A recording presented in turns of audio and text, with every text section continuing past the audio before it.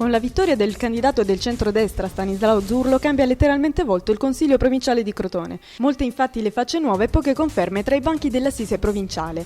Nelle file della maggioranza, oltre a Stanislao Francesco Zurlo, siederanno per il PDL Gianluca Bruno, Michelangelo Greco, Pietro Caterisano, Raffaele Martino, Mariella Maio, Pietro Caligiuri, Giuseppe Frandina, Salvatore Cosimo, Carmela Scutifero, Gianfranco Grano, Umberto Lorecchio e Alessandro Carbone per l'UDC.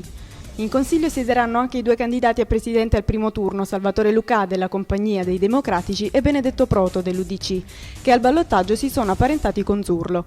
Per il PD sono stati eletti il candidato a presidente Ubaldo Schifino, Antonio Scigliano, Rodolfo La Bernarda, Giancarlo Devona, Franco Spina e Giuseppe Berardi di Autonomia e Diritti. Natale Martucci, eletto con Italia dei Valori, deve far posto al candidato a presidente del primo turno, Emilio De Masi. La coalizione che sosteneva il presidente uscente Iritale ha eletto, oltre che allo stesso Iritale, Antonio Barberio e Pasqualino Le Rose.